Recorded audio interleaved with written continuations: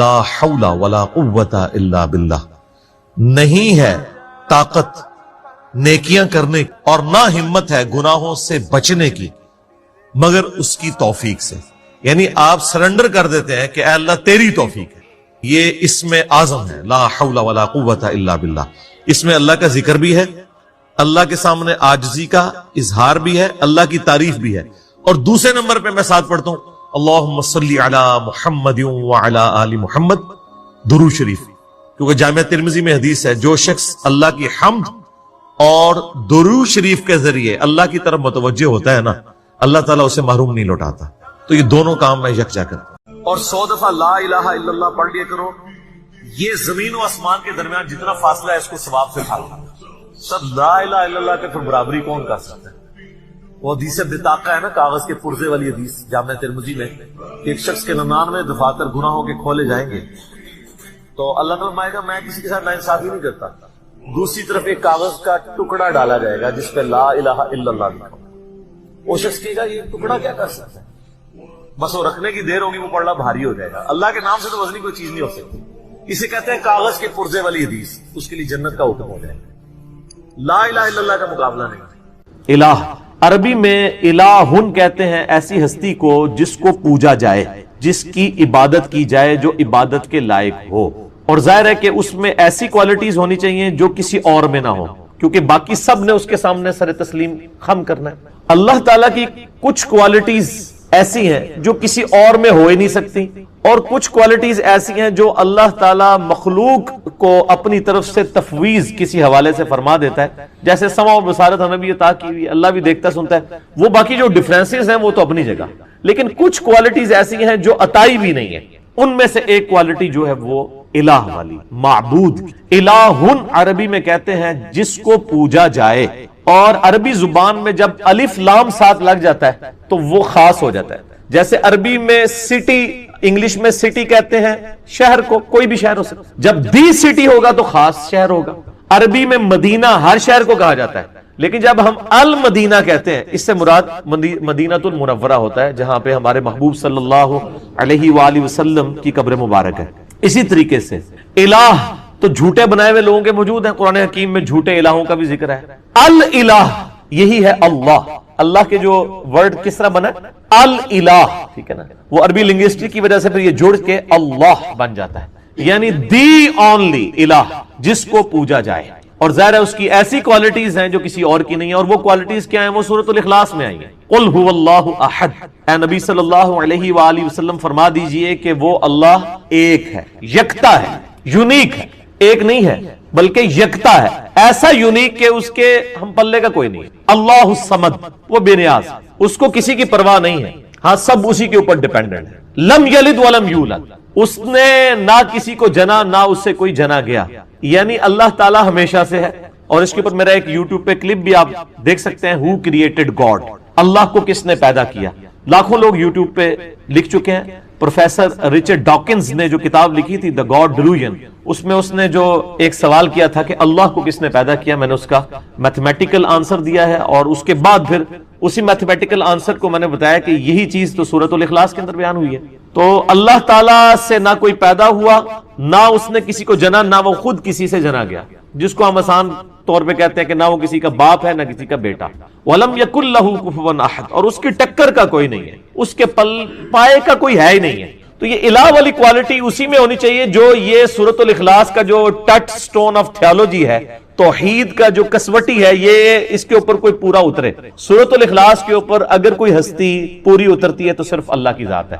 کوئی جن، کوئی پیغمبر، کوئی فرشتہ اس میں سے کوئی بھی کوالٹی حاصل کر ہی نہیں سکتا. نہ عطائی طور کے اوپر، ذاتی تو کسی کی ہے ہی نہیں کوئی چیز. تو الہ کا مطلب یہ ہے کہ جس کو پوجا جائے، اور وہ ایک ہی ہستی ہو سکے. اب پوجنے کا مطلب کیا ہے کہ جب اس کی پرستش کی جا رہی ہے تو ٹوٹل اوبیڈینس اسی کی ہوگی. عبادت کا مطلب صرف نماز، روزہ، حج، زکات نہیں ہے، بلکہ ہر معاملے میں ٹوٹل اوبیڈینس کے لائق وہی ہستی ہے. جو وہ حکم دے اس کی بجاوری انسان کے اوپر لازم ہے، اور اس کے مقابلے کے اوپر کسی اور کو نہیں مانا. ان الحکم الا للہ، یعنی اللہ کے علاوہ کسی اور کا تو حکم چلنا ہی نہیں ہے. اور پیغمبروں کی بھی ہم جو اطاعت کرتے ہیں وہ سورۃ النساء کے اندر آیا کہ ہم نے پیغمبر اس لیے بھیجے کہ اللہ کے اذن سے ان کی اطاعت کی جائے، یعنی وہ بھی من یطع الرسول فقد اطاع اللہ، جس نے رسول اللہ کی اطاعت کی اس نے گویا اللہ کی اطاعت کی۔ تو پیغمبروں کی کوئی ذاتی دعوت نہیں ہوتی ہے، نہ ان کی ذاتی کوئی شریعت ہوتی ہے، بلکہ وہ تو اللہ تعالیٰ کے ٹرو ریپریزنٹیٹو بن کے آن دا فیس آف ارتھ آتے ہیں۔ تو الہ کی یہ کوالٹیز ہیں کہ آپ نے اس کو ٹوٹلی اس کی اوبیڈینس اختیار کرنی ہے اور اس کے مقابلے پہ کسی کو نہیں ماننا۔ اور آپ نے بڑی اچھی بات کی کہ سارے الہوں کی نفی کرنی ہے، اور قرآن حکیم میں تو ظاہر بار بار یہ ہے کہ آپ نے طاغوت کی نفی کرنی کہ ہر پیغمبر میں ہم نے ہر امت کے اندر کوئی نہ کوئی پیغمبر مبعوث کیا۔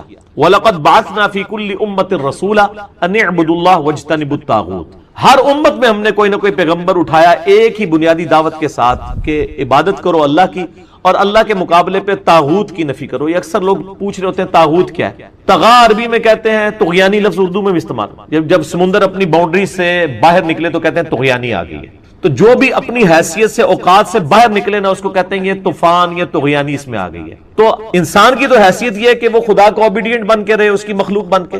جب وہ خود خدائی کا دعویٰ کرنا شروع کر دے یا وہ اپنی اس طرح کی عزت کروانی شروع کر دے جو کہ اللہ کے شان شان ہے، تو گویا وہ اپنی حدود سے باہر نکل گیا، اسی کو طاغوت کہتے ہیں۔ شیطان بھی طاغوت ہے، شیطانی سسٹم بھی طاغوت ہے، دجالی سسٹم بھی طاغوت ہے۔ ہر وہ ہستی جو اللہ کے مقابلے پہ کھڑی ہے وہ طاغوت ہے اور اس کی نفی کرنے کا حکم ہے۔ اور قرآن حکیم میں طاغوت کی نفی جو ہے وہ ایمان سے مقدم قرار دی گئی ہے۔ اسی لیے آپ دیکھیں ہمارے کلمے کا آغاز کس سے ہوتا ہے؟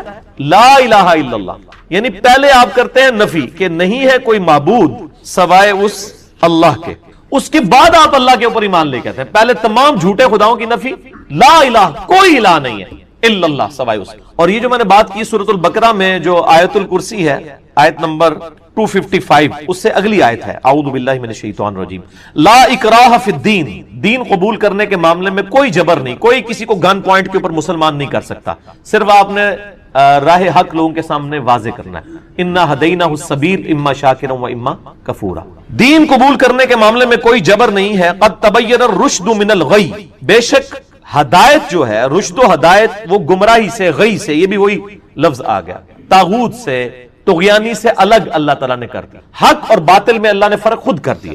فَمَن يَكْفُرْ بِالطَّاغُوتِ، تو جو کوئی کفر کرے گا طاغوت کا، وَيُؤْمِن بِاللَّهِ، اور ایمان لائے گا اللہ پر۔ اللہ پر ایمان لانے سے پہلے آپ نے اللہ کے مخالفین کا کفر کرنا ہے۔ وہ جو ڈاکٹر اقبال کا بھی ایک شعر ہے نا، کافروں کے کافر اور کافر خدا ہمارا، وہ کافر خدا کیا؟ یعنی ہر مسلمان کافر بھی ہے۔ کس چیز کا کافر؟ کافر کہتے ہیں عربی میں انکار کرنے والے کو، اللہ کے مقابلے میں جتنے کھڑے ہوئے ہیں ان کا کفر کرتے ہیں ہم، اور کفر پہلے آیا ہے فَمَن يَكْفُرْ بِالطَّاغُوتِ، جو کوئی کفر اختیار کرے گا طاغوت کا، اللہ کے مخالفین کا، وَيُؤْمِن بِاللَّهِ، اور ایمان لائے گا اللہ پر۔ یہ وہ لا الہ، لا پہلے ہے، الا اللہ بعد میں، لا الہ الا اللہ۔ اچھا یہ مجھے یاد ہے، وہ اگلے دن میں وہ ایک ٹی وی کے اوپر دیکھ رہا تھا، وہ بلوچستان میں کوئی ٹائر شاپ دکھا رہے تھے، اس ٹائر شاپ کا نام رکھا ہوا تھا لا الہ ٹائر شاپ۔ یہ تو کلمات کفر ہے، اور یہ بچوں کو بھی اکثر وہ سکھا رہے ہوتے ہیں، بیٹا پڑھو لا الہ لا الہ۔ چھوٹا بچہ تو پورا جملہ پڑھ ہی نہیں سکتا، تو بچوں کو لا الہ نہیں سکھانا چاہیے، بچوں کو صرف اللہ سکھانا چاہیے۔ لا الہ سے تو نفی ہو جائے گی، لا الہ الا اللہ تو وہ کہہ ہی نہیں سکے گا بہت چھوٹا بچہ۔ چھوٹے بچوں کو صرف اللہ سکھائیں، جب وہ بچے جملہ بولنے کے قابل ہو جائیں تو پھر آپ کہیں لا الہ الا اللہ۔ تو آپ لوگوں کا ذرا لیول دیکھیں کہ وہ میں نے وہ ٹائر شاپ دیکھ رہا تھا، لا الہ ٹائر شاپ۔ چلو آپ نے ٹائر شاپ کا نام رکھنا ہے تو لا الہ الا اللہ رکھے نا، تو لا الہ کے تو مطلب ہے کوئی الہ نہیں ہے، یہ تو کلمات کفر ہے۔ تو اکثر ہی کہتے ہیں وہ لا الہ پڑھو جی، لا الہ پڑھو جی، لا الہ نہیں پڑھو، لا الہ الا اللہ پڑھو۔ اللہ دے بندے ہو، عقل بھی استعمال کرو۔ تو جس نے طاغوت کی نفی کی وَيُؤْمِن بِاللَّهِ، اور پھر ایمان وہ اللہ پر لایا، فَقَدِ اسْتَمْسَكَ بِالْعُرْوَةِ الْوُثْقَى لَا انفصام لَهَا، تو اس نے ایک ایسا مضبوط اس نے کنڈا پکڑ لیا کہ جو کبھی ٹوٹنے والا نہیں ہے۔ یہ وہ لنگر، آپ کو پتا ہے وہ بحری جہازوں کو پرانے زمانے میں بادبان کی کشتیوں کو جب کنارے پہ کھڑا کرتے تو ایک مضبوط سی رسی سے، اس کو اینکر کہا جاتا ہے ہماری وہ انجینئرنگ کی لینگویج میں، اس کے ساتھ باندھ دیتے تھے تاکہ وہ جب ویوز چلیں تو یہ نہ ہو کشتی پھر آگے چلی جائے۔ اور اسی طریقے سے جو بڑے بحری جہاز ہیں ان کے ساتھ وہ بڑے بڑے وزن رکھے ہوئے ہوتے ہیں، انہوں نے وہ لٹکا کے تو اینکر کے طور پہ کام کرتے ہیں۔ تو یہ اینکر پرسن بھی لفظ استعمال ہوتا ہے نا، کیونکہ اس کے گرد ہی سارے وہ بیٹھے ہوتے ہیں نا جھوٹ سچ بولنے والے۔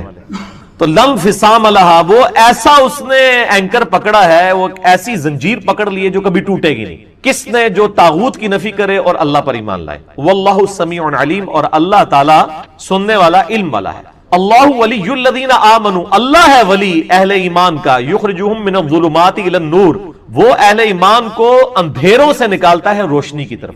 اچھا، قرآن میں اندھیرے جمع کے سیغے سے آئے ہیں کیونکہ گمراہیاں ہمیشہ زیادہ ہوتی ہیں، اور ہدایت ہمیشہ سنگولر کے سیغے سے آئی ہے کیونکہ ہدایت ایک ہی ہوتی ہے. یہ آپ کہتے ہیں نا چاروں راستے ہاتھ پہ ہیں، اللہ نے تو ایک ہی راستہ بتایا ہوا ہے. اہدنا الصراط المستقیم، اے اللہ ہمیں سیدھے راستے پر چلا.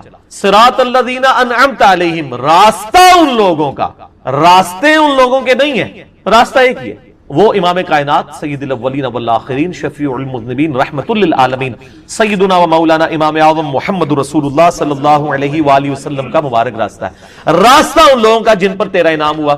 تو یہ سمجھتے ہیں وہ جو جتنے سلسلے چل رہے ہیں ہمارے بزرگوں کے، ہمارے وہ سارے بڑے بڑوں کے، وہ کہتے ہیں یہ سارے اسی طرف ہی جا رہے ہوتے ہیں، جبکہ قرآن ہمیشہ گمراہی کو کہتا ہے کہ جمع کے سیغے سے، ہدایت ہمیشہ سنگل ورڈ کے سیغے. اللہ تعالیٰ پشت پناہ ہے، ولی ہے، دوست ہے اہل ایمان کا، ان کو نکالتا ہے گمراہیوں سے نور کی طرف.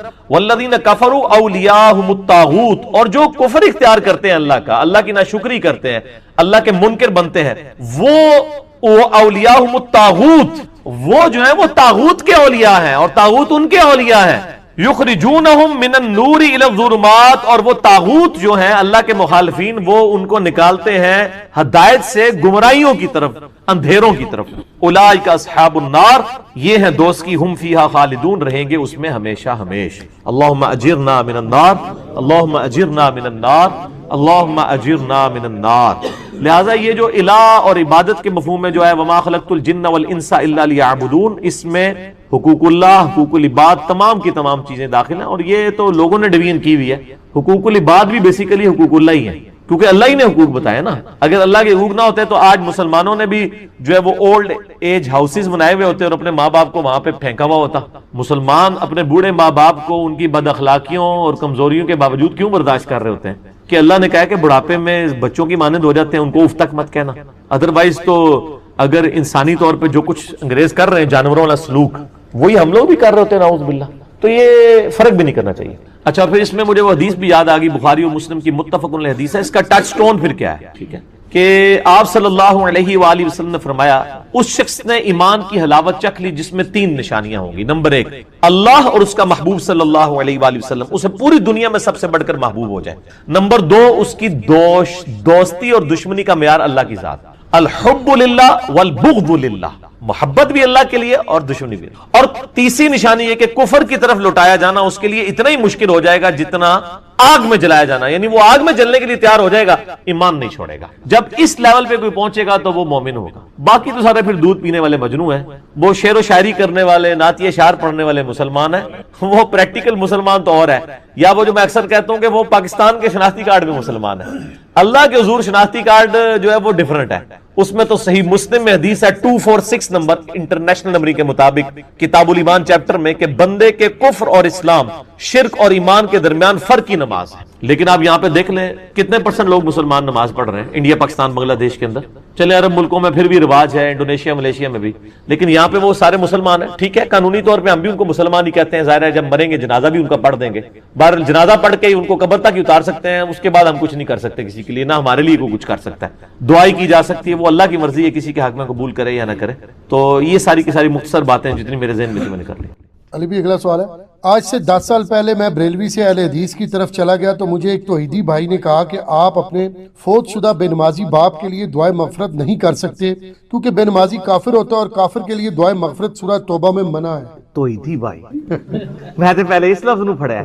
یہ توحیدی بھائی سے مراد یہ نہیں وہ جن کو وہ مباحث، وہ آپ کو پتا ہے شیعہ کے اندر نا جو لوگ ذرا توحید کی بات کرتے ہیں ان کو وابی شیعہ کہا ہے. اور یہ وابی کا لفظ ایون کرسچنز میں بھی ہے. کرسچنز میں جو یہ کیتھولک ہے نا وہ پروٹیسٹنٹ کو وابی کہتے ہیں کیونکہ وہ بت پرستی کے، بت لٹکانے کے خلاف ہیں. تو وہ میں نے ایک وہ ویڈیو کے اندر وہ حیدر بھائی کے لیے کہہ دیا کہ ہمارے ایک بھائی ہیں وہ مواحد ہیں اہل، وہ کہتے ہیں جی منو تو لوگ میسج کر رہے ہیں ایسی مشرک ہیں. تو میں نے کہا بات یہ کہ جب شیعہ کے ہاں خود اسٹیبلش ہے کہ ایک وابی شیعہ ہوتے ہیں اور دوسرے سادہ شیعہ ہوتے ہیں، ان کو میں نے نام دیا سنی شیعہ. ایک وابی شیعہ ہوتے ہیں ایک سنی شیعہ ہوتے ہیں. تو وہ وہابی شیعہ ان کو کہتے ہیں جو یا علی مدد کے حوالے سے جو ہے نا اس کے غلط مفہوم کو نہیں لے کے جاتے، صحیح والے مفہوم کو. جس طرح جواد نقوی صاحب نے بھی ایک کلپ چڑھایا کہ یا علی مدد کا مطلب ہے کہ سیدنا علی نے جو علمی خدمات کی ہم ان کے علم سے استفادہ کریں. ٹھیک ہے، اس کا یہ مطلب نہیں ہے کہ ان سے وہ خدائی والا رشتہ رکھیں. جیسے وہ کہتے ہیں کہ جب انہوں نے بڑی پیاری مثال دی، انہوں نے کہا جب میرے یعنی گھر کی ٹوٹی خراب ہوگی تو میں یا علی مدد نہیں کہوں گا، میں پلمبر کو بلاؤں گا. زبردست. تو انہوں نے کہا جب آپ، کیونکہ حضرت علی کی یہ فیلڈ نہیں ہے، حضرت علی کی فیلڈ علم ہے، اور علم وہ انہوں نے آگے نہیں سکھانا، وہ اپنا علم نہج البلاغہ کی شکل میں جو ان کے پاس موجود ہے، ہمارے ہاں بھی یعنی جو ان کے اقوال موجود ہیں اس کی شکل میں دے کے گئے ہیں. تو یہ علی مدد کا ہی مفہوم ہے. تو میں نے کہا جی اگر میں آپ کو کہتا کہ ہمارے ایک بھائی تھے جو وہابی شیعہ تھے تو وہ تو ان کو برا لگنی تھی، تو میں نے تو بڑا لفظ احتیاط والا استعمال کیا، مواحد. تو چلے ایک اور لفظ بھی ہو گیا، توحیدی. توحیدی بھائی. سر یہ جو توحیدی بھائی نے آپ کو مشورہ دیا نا یہ غلط دیا ہے. یہ توحیدی بھائی جو ہے نا یہ بڑے خطرناک ہیں اس حوالے سے، اور یہ اتنے خطرناک ہیں کہ ان کے ماں باپ میں سے اگر کوئی بریلوی یا کوئی دیوبندی ہو تو یہ تو اپنے ماں باپ کے جنازے بھی نہیں پڑھتے، اور کہتے ہیں کہ جی یہ مشرک ہے اور مشرک. سر کلمہ گو مشرک اور کافر مشرک میں فرق ہے. کلمہ گو مشرک کی تکفیر نہیں ہو سکتی جب تک کہ کفر بوا اس کے اندر نہ پایا جاتا. میرا حالیہ دنوں میں ایک کلپ چڑھا ہے، میں سمجھتا ہوں میری زندگی میں ایک اہم ترین کلپ ہے، میں تکفیر کیوں نہیں کرتا. اس میں نے کئی ایک دلائل دی کہ جو بندہ اللہ رسول آخرت کو مانتا ہے، ختم نبوت کو، قرآن کو مانتا ہے، اپنی گمراہیوں کے باوجود آپ کلمہ گو مشرک یا بدعتی یا گمراہ تو اسے کہہ سکتے ہیں، کافر نہیں کہہ سکتے. چونکہ کافر نہیں کہہ رہے تو آپ اس کے لیے دعائے مغفرت کریں گے. نماز نہ بھی پڑھتا ہو تب بھی کریں گے، کیونکہ نماز نہ پڑھنے والا عملاً کافر ہے، عقیدے میں کافر نہیں ہے. وہ صحیح مسلم کی حدیث ہے 246 کہ نبی علیہ السلام فرمایا بندے کے کفر اور اسلام کے درمیان فرق نماز ہے. لیکن یہ جو فرق ہے نماز والا یہ عملاً ہے کہ ظاہر ہے کہ کافر جو ہے وہ نماز نہیں پڑھتا، مسلمان نماز پڑھتا ہے. لیکن ایک بندہ اللہ رسول کو مان رہا ہے، آخرت کو مان رہا ہے اور نفس کی طریقے سے نماز نہیں پڑھ رہا، اس کو عقیدے میں آپ کافر کس طرح کہہ دیں گے؟ جس کے جرم کی جتنی انٹینسٹی آپ اتنی ڈیفائن کریں گے. اب آپ کہیں گے جی اس کا ثبوت دیں، تو سر ثبوت حاضر ہے، بخاری مسلم دونوں میں حدیث موجود ہے. نبی صلی اللہ علیہ وآلہ وسلم نے فرمایا کہ جب اللہ تعالیٰ مجھے شفاعت کا اذن دے گا تو میں جہنم کی طرف جاؤں گا، اور جتنی اللہ میرے لیے تعداد مقرر کرے گا میں ان لوگوں کو جہنم سے نکال کے جنت میں لے آؤں گا. بار بار جاؤں گا، بار بار جاؤں گا، حتیٰ کہ الفاظ ہیں کہ میں اس شخص کو بھی دوزخ سے نکال دوں گا جس نے زندگی میں، جس کے پلے کوئی نیکی نہیں ہوگی سوائے ایک نیکی کے، اس نے ایک دفعہ لا الہ الا اللہ کہا ہو. محمد رسول اللہ اس میں امپلائیڈ ہے، یہ ظاہر ہے. اب جس شخص نے زندگی میں کوئی اچھا کام نہ کیا، اگر اس نے ایک جمعے کی بھی نماز پڑھی ہوتی تو حضور اس کو ذکر کرتے نا. فرمایا اس میں الفاظ ہیں بخاری مسلم میں کہ سوائے ایک دفعہ صدقے دل سے لا الہ الا اللہ محمد رسول اللہ پڑھنے کے اس نے کوئی نیک کام نہیں کیا ہوگا. تو وہ عملاً اس کا مطلب ہے پکا کافر ہے. اگر اس نے نماز، روزہ، حج، زکات کی ہوتی تو حضور اس کا بھی ذکر کرتے. اس میں الفاظ ہیں اس کے علاوہ کچھ نہیں کیا ہوگا تو میں اس کو بھی دوزخ سے نکال لوں. اور سر یہ بھی صحیح حدیث ہے، آپ کو مشکات المصابیح کے اندر بھی حدیث مل جائے گی، ذکر والے چیپٹر کے اندر بالکل صحیح سند کے ساتھ ہے. یہ مختلف کتابوں میں، ابن حبان کے اندر ہے، حاکم کے اندر اور روایتوں میں، کہ نبی صلی اللہ علیہ وآلہ وسلم فرمایا کہ اگر زمین و آسمان ایک پلڑے میں رکھتی ہے اور جتنی اللہ کی مخلوقات ہیں، کیٹاگوریکل ہے سر، اس میں الفاظ ہیں کہ جتنی اللہ نے جو کچھ پیدا کیا ہے نا، سر میں جو گناہ کر رہا ہوں وہ تو اس میں پھر آٹے میں نمک ہوں گے. اللہ تعالیٰ فرما رہے ہیں، اللہ کے نبی علیہ السلام فرما رہے ہیں جتنا کائنات میں اللہ نے مخلوقات پیدا کی ان تمام کو ایک پلڑے میں رکھ دیا جائے اور دوسرے پلڑے میں ایک پرچی جس پہ لا الہ الا اللہ محمد رسول اللہ لکھا ہو تو وہ پلڑا بھاری ہو رہی. حدیث بطاقہ بھی اسے کہتے ہیں، یہ مشہور ہے حدیث بطاقہ. اس کو کاغذ والی حدیث کہتے ہیں. یہ صحیح سند سے ہے. اس سے شیخ البانی، شیخ زبیر علیزئی اور باقی محدثین یعنی کہتے ہیں کہ یہ حدیث بطاقہ اس چیز کا ثبوت ہے کہ جس نے ایک دفعہ بھی کلمہ پڑھا ہے ایک نہ ایک دن اپنا عذاب بھگت کے. سر لیکن وہ عذاب تو پھر کوئی سوچ بھی نہیں سکتے. ہم تو 10 سیکنڈ کے لیے موم بتی کے فلیم کے اوپر ہاتھ نہیں رکھ سکتے. 10 منٹ کے لیے دوزخ کا عذاب. بخاری مسلم کی حدیث ہے کہ نبی صلی اللہ علیہ وآلہ وسلم نے فرمایا جہنم کی آگ اس زمین کی جو آگ ہے اس سے 70 گنا زیادہ تیز ہے. ادھر کسی کو کہا جائے کہ ایک نماز چھوڑنے پہ، فجر کی نماز چھوڑنے پہ فجر سے زور تک ایک جلتے ہوئے تندور میں الٹا لٹکایا جائے گا، وہ کہے گا جی توبہ، اور آخرت کے لیے کہہ دیتے ہیں وہ جی خیر ہے پھر ہی لگے گا. یہ کہانی ہے. یہ بھی جس طرح علماء کہانیاں کراتے ہیں نا اس طرح پبلک نے بھی کہانیاں کرائی ہیں. یہ پبلک کی کہانی ہے. کبھی امیجن نہیں کر رہے ہوتے اس کو.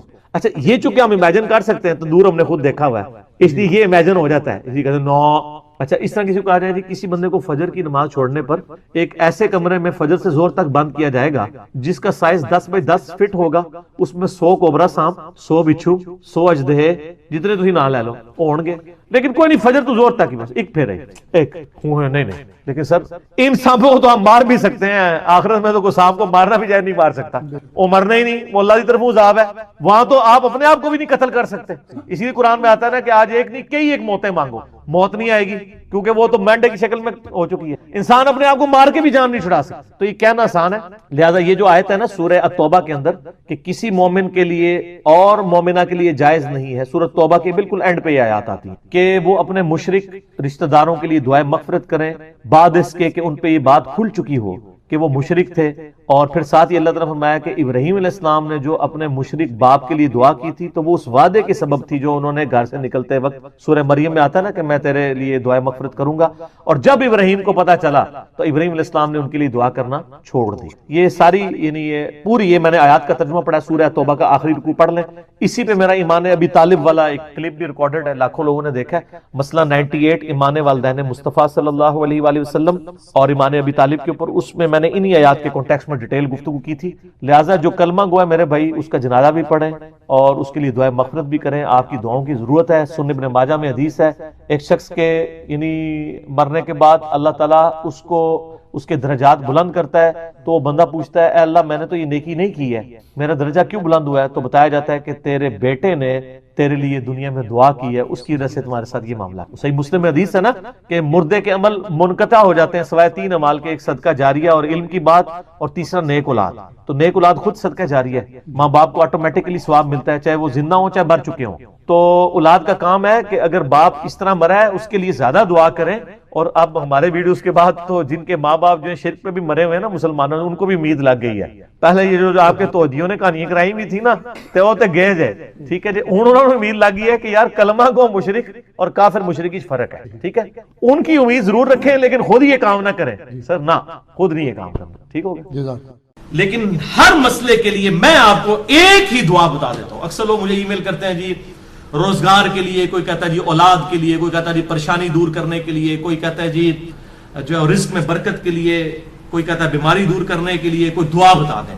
بھائیو ہم آپ کو 50 دعائیں نہیں بتاتے ہیں، ایک دعا بتاتے ہیں، ایک دعا جو اکثر مسلمانوں کو پہلے ہی آتی ہے، اس کو ترجمے کے ساتھ یاد کر لیں اور اس دعا کو آپ ہر جگہ پڑھیں، جس مقصد کے لیے پڑھیں۔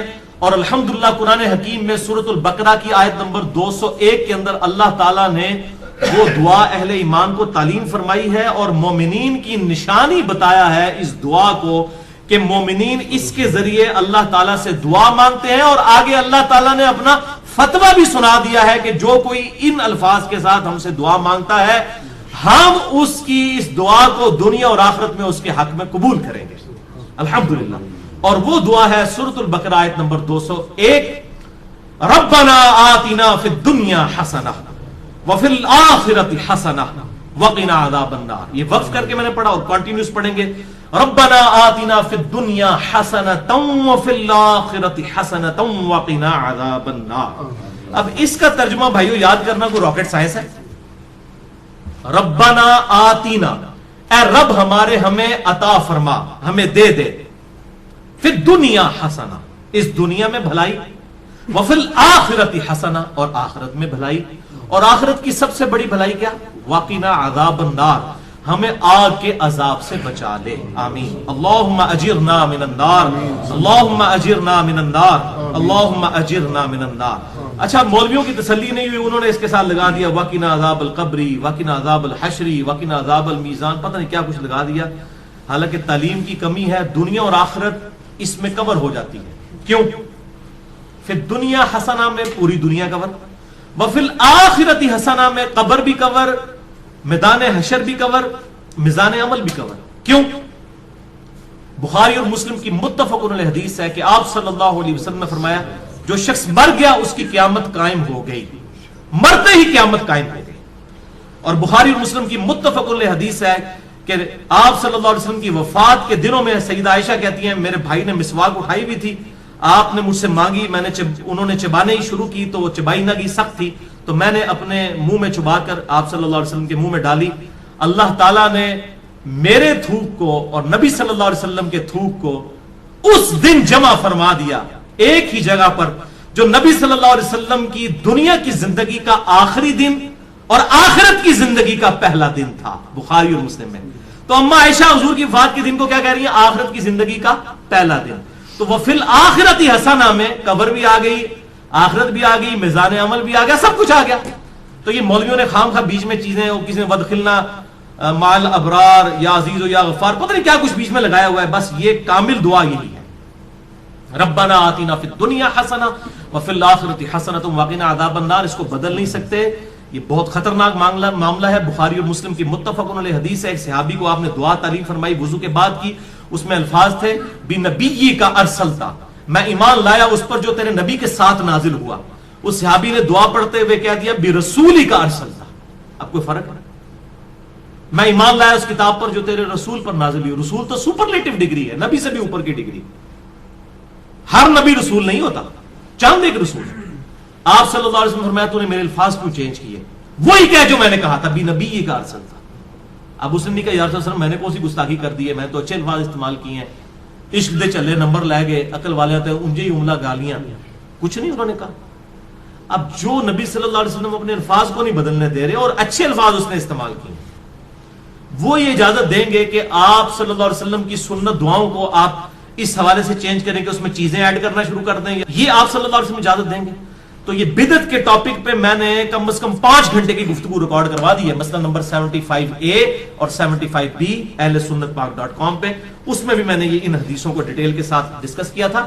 لہذا نوکری کا مسئلہ ہو، رشتے کا مسئلہ ہو، پیپر دیے میں وہ پاس ہونے کا ایشو ہو، بیماری کا مسئلہ ہو، کوئی مسئلہ ہے اپنے ذہن میں رکھیں اور پھر دنیا حسنہ کو دل میں رکھیں کہ دنیا میں میرے لیے بھلائی، ہر چیز بھلائی. اچھی صحت کیا بھلائی نہیں ہے؟ اچھی نوکری کیا بھلائی نہیں ہے؟ اچھی بیوی کیا بھلائی نہیں ہے؟ ہر چیز ذہن میں رکھتے ہوئے جو آپ کی خواہش ہے یہ دعا کریں، ربنا آتنا فی الدنیا حسنہ وفی الآخرۃ حسنۃ وقنا عذاب النار. اور اس میں یقین کریں آپ کو گلٹ بھی نہیں ہوگا. صرف آپ اللہ سے دنیا نہیں مانگ رہے ہوں گے، کیونکہ سورۃ البقرہ میں آتا ہے کہ جو دنیا دار لوگ ہیں نا، جو اللہ سے باغی لوگ ہیں، وہ کہتے ہیں اللہ ہمیں دنیا میں ہی عطا فرما دے. اور اللہ تعالیٰ پھر ساتھ فرماتا ہے سورۃ البقرہ آیت نمبر 201 کہ جو میرے نیک ایمان والے بندے ہیں وہ یہ نہیں کہتے اللہ ہمیں دنیا میں ہی دے دے، وہ کہتے ہیں ربنا آتنا فی الدنیا حسنہ وفی الآخرۃ حسنۃ وقنا عذاب النار. اچھا اب آپ ویسے دعا کر رہے ہو اللہ میں پاس ہو جاؤں یا اچھا رشتہ ہو جائے، نوکری لگ جائے، اس وقت آپ پیورلی دنیا کی دعا کر رہے ہوں گے. لیکن جب آپ یہ دعا کریں گے تو آپ اللہ تعالیٰ کو بھی ناراض نہیں کریں گے، دونوں چیزیں ایڈ ہو جائیں گی ساتھ. یعنی اللہ تعالیٰ کو بھی آپ سے کوئی گلہ شکوہ اس حوالے سے نہیں رہے گا. آپ کہہ رہے ہوں گے یا اللہ ربنا آتنا فی الدنیا حسنہ وفی الآخرۃ حسنۃ وقنا عذاب النار، تو آپ اہل ایمان میں شامل ہو جائیں گے سورۃ البقرہ آیت نمبر 201 کے تحت. اسی کانٹیکسٹ میں 3 احادیث ہیں بڑی اہم الحمدللہ. پہلی حدیث صحیح بخاری میں 6399، صحیح مسلم میں 6840، مشکات میں 2487. سیدنا انس بن مالک رضی اللہ تعالیٰ عنہ جنہوں نے 10 سال تک آپ صلی اللہ علیہ وسلم کو وضو کروایا، آپ کی وفات کے بعد 82 سال تک زندہ رہے اور 93 ہجری کے اندر بصرہ میں فوت ہوئے. آخر میں فوت ہونے والے چند صحابہ میں سے ہیں انس بن مالک، بہت قریبی صحابی آپ صلی اللہ علیہ وسلم. ان سے کسی تابعی نے آگے پوچھا کہ بتائیے کہ اللہ کے نبی صلی اللہ علیہ وسلم جب اللہ سے مانگا کرتے تھے تو کیا دعا مانگا کرتے تھے؟ تو پتہ انہوں نے کیا جواب دیا؟ انہوں نے کہا کہ اللہ کے نبی صلی اللہ علیہ وسلم جب کبھی بھی اپنے رب سے دعا مانگا کرتے یا کسی بھی چیز کا سوال کیا کرتے تو آپ کی اکثر دعا یہی ہوا کرتی تھی، اللہم ربنا آتنا فی الدنیا حسنہ وفی الآخرۃ حسنۃ وقنا عذاب النار. ہر معاملے میں کوئی سوال بھی کرتے تھے اس دعا کے ساتھ. اور بھائی یہ دعا کا ترجمہ یاد کرنا کو مشکل ہے تو کیا ضرورت ہے اردو میں دعائیں کرنے کی؟ میرے بھائی ایک دعا یاد کر لیں، نبی صلی اللہ علیہ وسلم نے تعلیم فرمائی ہے، اللہم ربنا آتنا فی الدنیا حسنہ وفی الآخرۃ حسنۃ وقنا عذاب النار. اور دوسری حدیث تو انتہائی رکت انگیز حدیث ہے جو میں نے مسئلہ تقدیر والے لیکچر مسئلہ نمبر 104 ABC میں بھی بیان کی تھی. صحیح مسلم میں 6835، مشکات میں 2502. یہی انس بن مالک کہتے ہیں جنہوں نے یہ دعا روایت کی ہے. یہ کہتے ہیں کہ آپ صلی اللہ علیہ وسلم کے زمانے میں آپ کا ایک صحابی بیمار ہو گیا تو آپ اس کی عیادت کے لیے تشریف لے گئے. وہ اتنا کمزور ہو چکا تھا بیماری کی وجہ سے جیسے کہ پرندے کا کوئی بچہ ہوتا ہے چھوٹا سا، ہڈیوں کا ڈھانچہ بن چکا تھا. آپ نے جب اس کی حالت دیکھی آپ کو پتا چل گیا کہ انہیں کو کم پایا. آپ نے فرمایا وہ بتا تو اللہ سے کیا مانگتا رہتا ہے؟ اس نے کہا یا رسول اللہ میں اللہ سے دعا کرتا ہوں اے اللہ جو تو نے مجھے آخرت میں عذاب دینا ہے دنیا کی زندگی میں ہی دے لے. بولے اعوذ باللہ تعالی. آپ فرمایا سبحان اللہ. اللہ پاک جب آپ حیران ہوتے تو یہ بات کہا کرتے سبحان اللہ. اوے تو اللہ تعالیٰ کا اس دنیا میں عذاب سہ سکتا ہے جو اللہ سے تو نے یہ دعا کی؟ نہ تو دنیا کی زندگی میں اللہ کا عذاب برداشت کر سکتا ہے نہ آخرت کی زندگی میں. اور تجھے تو چاہیے تھا کہ تو اللہ سے دعا کرتا اللہم ربنا آتینا فی الدنیا حسنہ وفی الاخرۃ حسنۃ وقنا عذاب النار. یہ کیا تو دعائیں کرتا رہے؟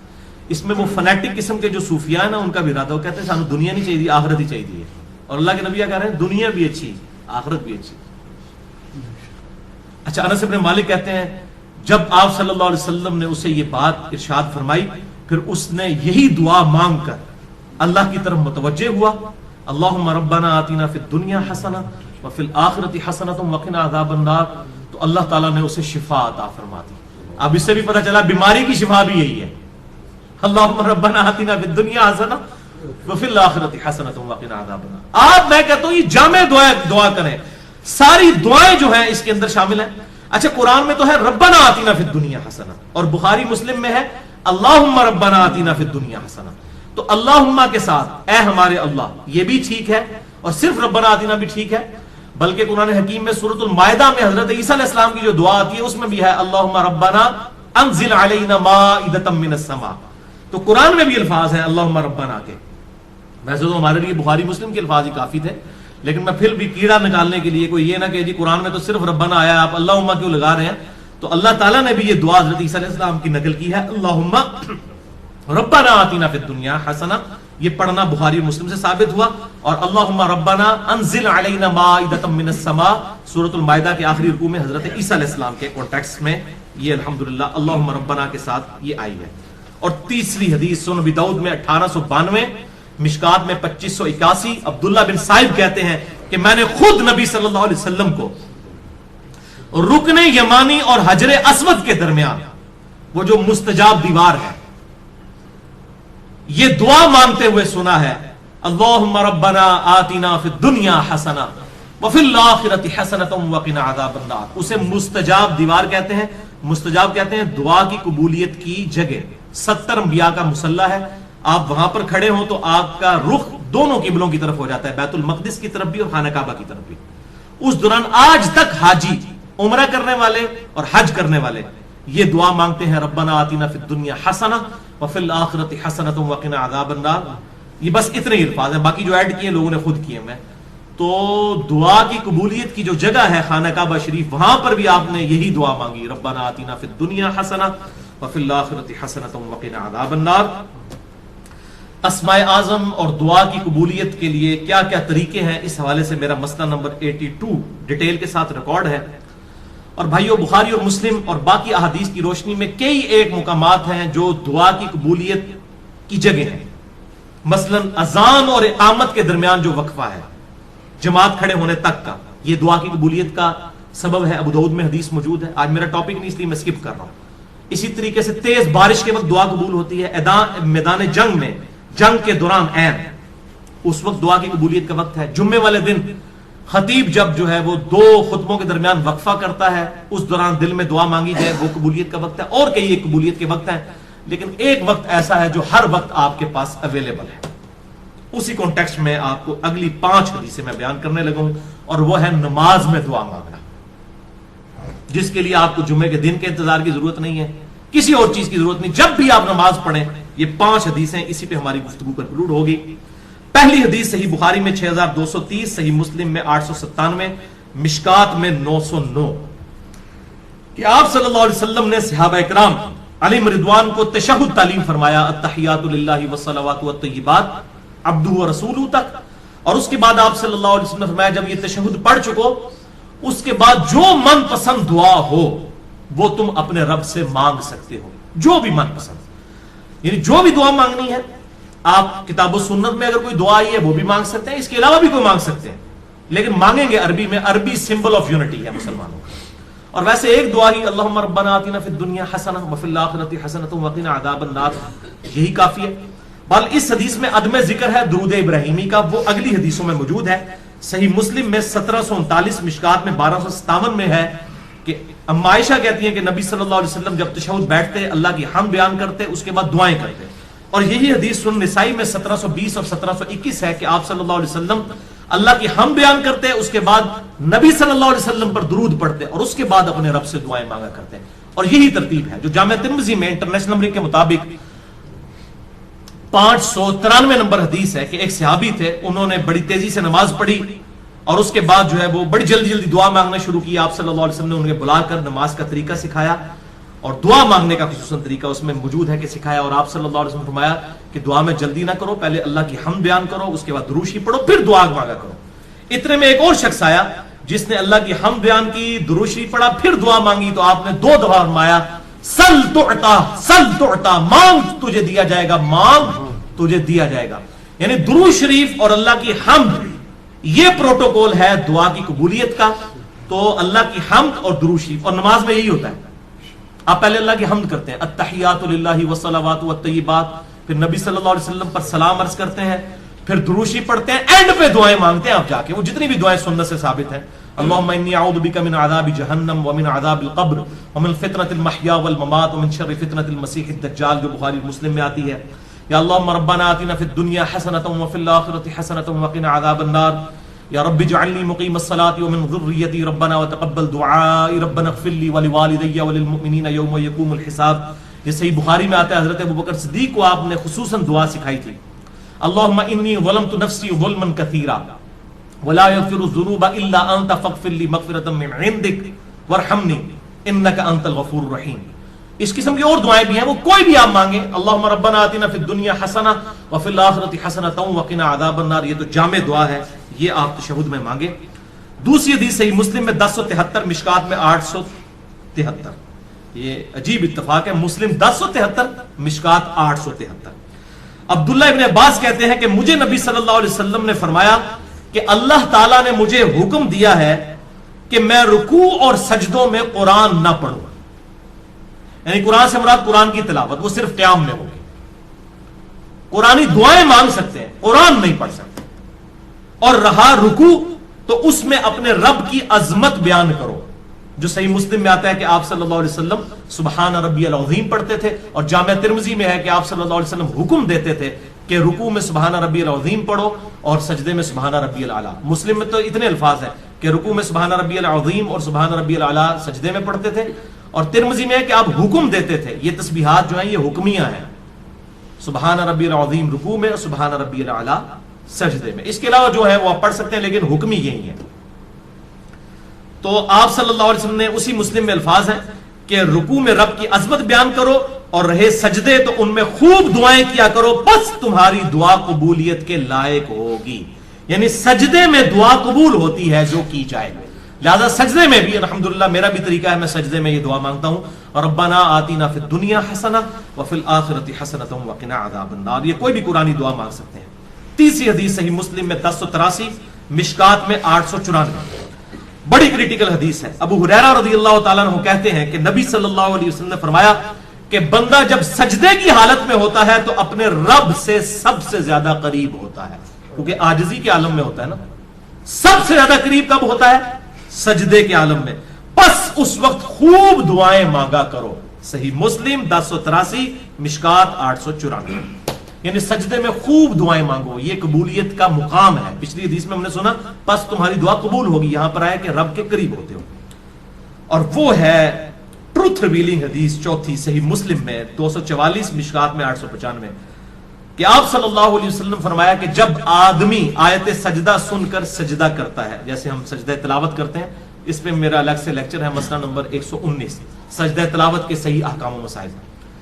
یا جب بھی کوئی سجدہ کرتا ہے تو اس وقت شیطان جو ہے وہ چیخیں مارتا ہوا الگ ہو جاتا ہے اور کہتا ہے ہائے افسوس، مجھے اللہ نے سجدے کا حکم دیا اور میں نے اللہ کا حکم نہ مانا، اور دوزخ میرا مقدر ہوگی والعیاذ باللہ تعالی.